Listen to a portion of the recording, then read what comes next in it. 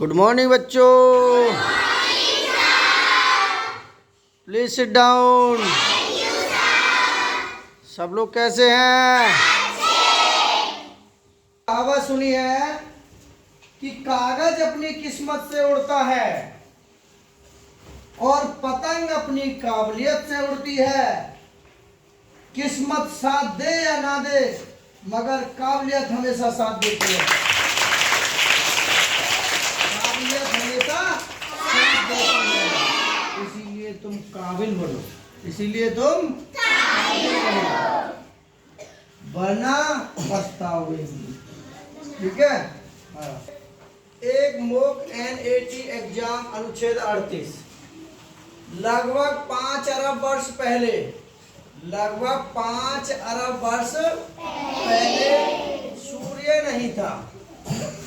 5 अरब वर्ष पहले सूर्य नहीं था। तब ना ही पृथ्वी थी, ना ही और ना ही चंद्रमा था। तो बताइए, 5 अरब वर्ष पहले ना पृथ्वी थी, ना सूर्य था, ना चंद्रमा था, तो फिर भाई हम कहाँ थे? भाई हम कहाँ रह रहे हैं? पृथ्वी पर। और ये अनुच्छेद कह रहा है कि पृथ्वी नहीं थी, सूर्य भी नहीं था, चंद्रमा भी नहीं था, तो फिर भाई हम कहाँ थे? बहुत अच्छा अनुच्छेद है, आगे चलते हैं। उसके बदले में अंतरिक्ष के अंधकार में केवल कई हवाओं और वैश्विक धूल का बहाव हो रहा था। बात होती है अंतरिक्ष की। अंतरिक्ष किसे कहते हैं? जब 5 अरब वर्ष पहले ना सूर्य था, ना पृथ्वी थी, ना चंद्रमा था, तो अंतरिक्ष में उसके बदले में क्या था? अंतरिक्ष। अंतरिक्ष किसे कहते हैं? यानी कि पृथ्वी के परे, पृथ्वी के पूरे ब्रह्मांड में पृथ्वी के परे जो भी चीज घटित थी, जो भी चीज थी वहां, यानी कि पृथ्वी के परे और एक तारामंडल, एक तारामंडल के बीच, तारामंडल के बीच के समय को अंतरिक्ष कहते हैं। निर्वात जो था, ध्यान से सुने मेरी बात, अंतरिक्ष किसे कहते हैं? यानी कि पृथ्वी के परे और तारे के बीच के समय को, जो बीच का स्थान था, उसे हम अंतरिक्ष कहते हैं। और अंतरिक्ष के बीच के स्थान को निर्वात भी कहते हैं। ये ठोस निर्वात, कठिन निर्वात, ठोस नहीं, कठिन निर्वात था। हम यहाँ से अगर चंद्रमा पर जाएंगे, इस बीच के स्थान को निर्वात कहते हैं, कठिन निर्वात है, कठिन रास्ता है। तो अंतरिक्ष का मतलब पृथ्वी के परे और तारे मंडल के बीच के स्थान को क्या कहते हैं? अंतरिक्ष। अंधकार में केवल हवा और वैश्विक धूल का बहाव हो रहा था। सौर मंडल के जन्म के बारे में 2 सिद्धांत प्रचलित है। सौर मंडल के जन्म के बारे में 2 सिद्धांत थे। पहला सिद्धांत के अनुसार खगोल वैज्ञानिकों ने यह विश्वास किया कि बहुत पहले हमारे सूर्य के अत्यंत निकट कोई एक तारा गुजरा, यानी कि पृथ्वी के परे और एक तारा, हमारा सूर्य के अत्यंत निकट एक तारा गुजरा और वो आपस में भिड़ गए, वो आपस में टकरा गए। और टकराने के बाद क्या हुआ? तारा और हमारे सूर्य के बीच में टक्कर हो गई। बीच में क्या हो गई? टक्कर हो गई। टक्कर होने के बाद इसके फलस्वरूप भारी मात्रा में विभिन्न सामग्रियों अंतरिक्ष में फैल गई। जब तारे में और सूर्य के बीच में जब टक्कर हुई, तो बहुत सारी सामग्री टूट करके फैल गई। जब वो सामग्री फैली और बाद में संगठित हो गई, बाद में संगठित होकर ग्रह का निर्माण किया। जब बाद में वो टूटी हुई सामग्री जब संगठित हो गई तो उसने एक ग्रह का निर्माण हुआ, एक ग्रह बना। हमारे ग्रह जो 8 ग्रह हैं, ठीक है। दूसरा सिद्धांत क्या था?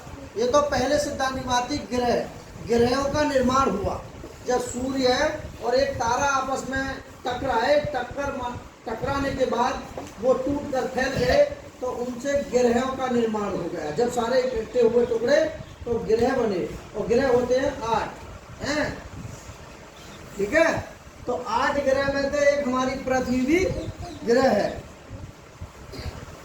अब देखिए दूसरा सिद्धांत कहता है कि सौर मंडल मंद गति से घूमते हुए हवा में धूल के कणों के बादल से रचित है। बादल जैसे धूल के कण रचित हैं, दिखाई देते हैं। हवा व धूल के कणों के बादल जैसे रचना दिखाई देती है, रचित है। तो ये अनुच्छेदता बहुत अच्छा। अब इससे कुछ क्वेश्चन है हमारे। क्वेश्चन पहला क्वेश्चन, सूर्य के कितने अरब वर्ष पहले अस्तित्व में नहीं था? कितने अस्तित्व में नहीं था? 4 अरब वर्ष पहले, 3 अरब वर्ष पहले, 5 अरब वर्ष पहले, 1 अरब वर्ष पहले। किस किस को पता है? तू बताया सर, जोर से बोल। 5 अरब वर्ष पहले। तो बताएगा मैं क्या सही है गलत? सही। तू बता बेटा, सही है गलत? सही। अरे तू बता। सही। जोरदार ताली बजाइए।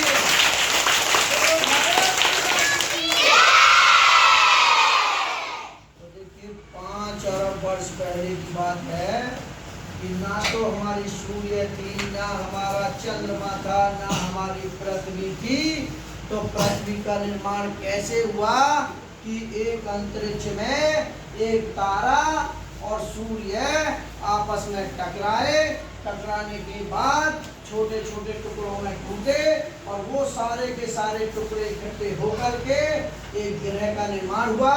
और उस ग्रह में से हमारा एक ग्रह पृथ्वी भी है, जिस पे हम और आप रहते हैं।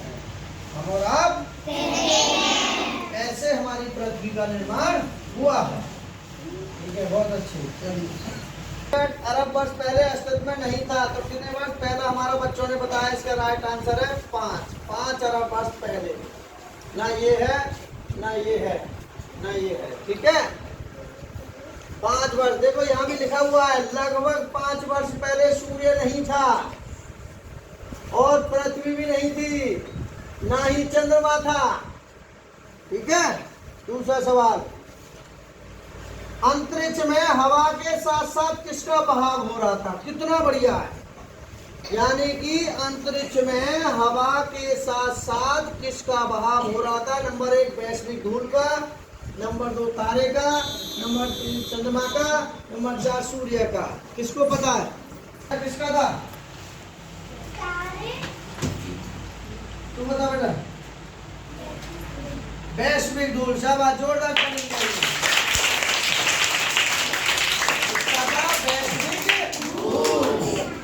का बहाव हो रहा था, ठीक है। इसमें हवा के साथ साथ किसका बहाव हो रहा था? वैश्विक धूल। इसका राइट आंसर है वैश्विक धूल। ना तारे का, ना चंद्रमा का, ना सूर्य का, ठीक है। अगला सवाल है, हवा का पर्यायवाची होता है।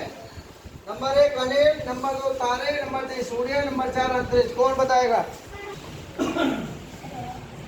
किसको पता है इधर पीछे? हाँ बता केशव। अनिल। शाबाश, जोरदार ताली बजाइए। देखिए हवा के पर्यायवाची हो, ठीक है।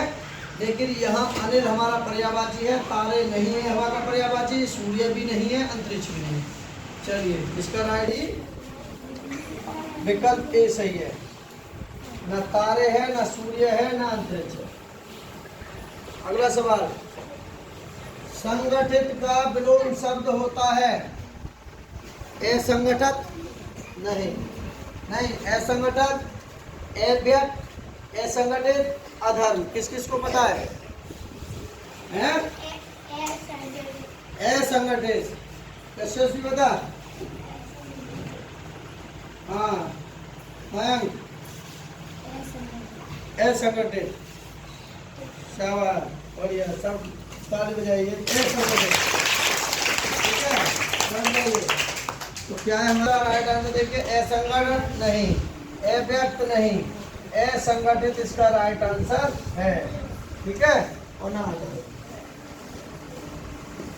अगला सवाल है, देखिए ये तो अनुच्छेद से संबंधित सवाल थे। अब कुछ संख्याएं दी गई, संख्याओं को आरोही क्रम में लगाएं। तो आरोही क्रम होता है, देखिए आरोही, आरोही क्रम यानी कि इसे कहते हैं बढ़ता क्रम, बढ़ता क्रम, ठीक है। एक होता है अवरोही क्रम, अवरोही क्रम, अवरोही क्रम होता है घटता क्रम, घटता क्रम। तो देखिए अब इसके लिए हम एक ग्राफ बना देंगे। ग्राफ देखिए, मान के चलिए हमारा यहाँ है एक जोकर है, एक गुड्डा बना लेते हैं।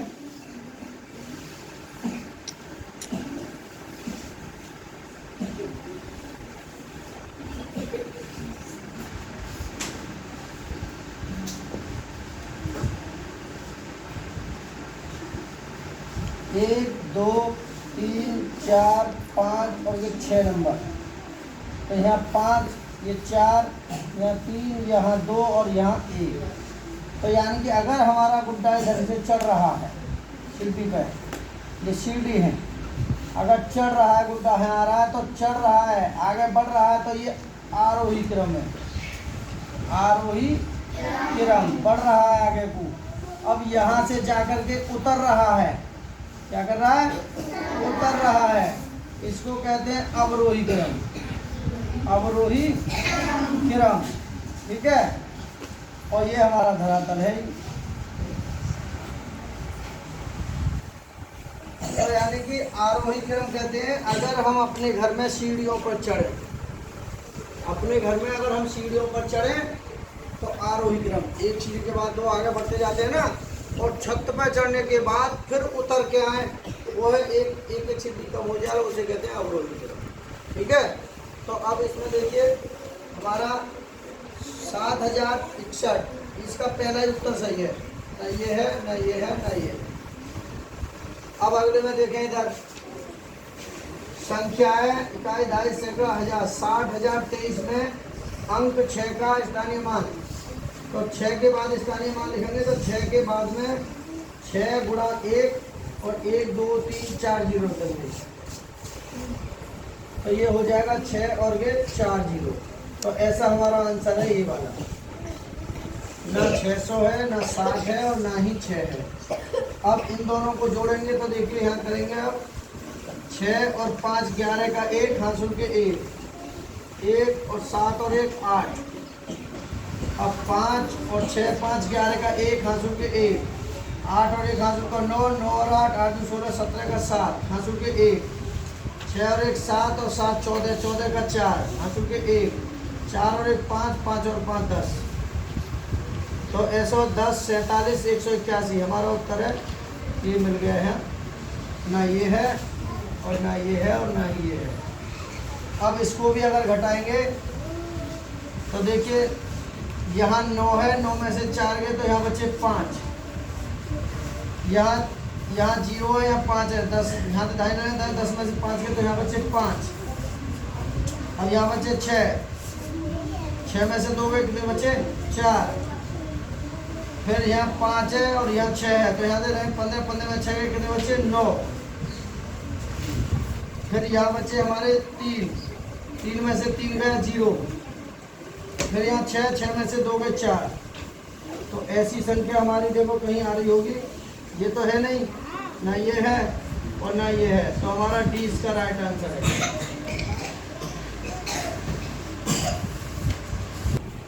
किन किन की समझ में आया है? हिंदी समझ में आया? यार सब काल में कहावत बनाते हैं। जैसे हमने एक तालाब देखा, हमने एक तालाब देखा और उस तालाब में एक चूहा डूब रहा था, यानी कि वो तैर रहा था तो डूबने की स्थिति में था और हम उस तालाब के पास पहुंचे और चूहे की हालत खराब होने लगी। हमने उस डूबते हुए चूहे को बचा लिया और उस चूहे को हम अपने घर ले आए। अगले दिन फिर हमने 4 नए चूहे और लिए और एक चूहा जो हमारे पास पहले था जो डूबने से बचाया था वो था। तो कितने चूहे हो गए? 5। उन 5 चूहों को हमने एक साथ एक टब में छोड़ दिया जिसमें पानी भरा हुआ था और वो सब चूहे पानी में दाएं चक्कर गोल गोल लगा रहे थे। जो चूहे नए थे उनकी हालत खराब होने लगी, हाँफ गए, उनकी सांस फूलने लगी, डूबने की स्थिति आ गई, बेहोश से होने लगे। और जो चूहा पहले जो बचाया था हमें मरने से डूबने से, उसको अपने आप पर विश्वास था कि मुझे कोई ना कोई बचाएगा, मुझे कोई ना कोई बचाएगा। वो अपने उसी आत्मविश्वास पर तैर रहा था कि मुझे कोई ना कोई डूबने से बचाएगा।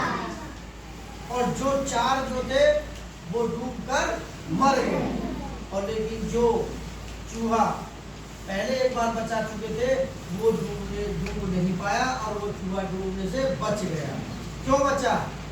इस कहानी से हमें निष्कर्ष ये मिला कि अगर हमें अंदर से आत्मविश्वास है, अपने आप पर आत्मविश्वास है तो हम हर काम आसानी से कर सकते हैं। तुम्हें अपने आप पर विश्वास होना चाहिए कि हम पढ़ रहे हैं तो हम पढ़ करके जरूर कुछ ना कुछ बनेंगे। अगर ये तुम्हारे अंदर अंतरात्मा का बल, आंतरिक विश्वास है तो जरूर सफलता मिलेगी और नहीं बनना चूहे जो 4 मर गए ऐसे अलग तुम्हारी। तो कैसी रही कहानी? देखिए आत्मविश्वास होना चाहिए। इस कहानी से हमें ये शिक्षा मिलती है कि हमें आत्मविश्वास है, अपने पर विश्वास है, तब हम सफलता प्राप्त कर सकते हैं। ठीक है, प्रयास था। और वीडियो अच्छी लगे तो लाइक करें, शेयर करें।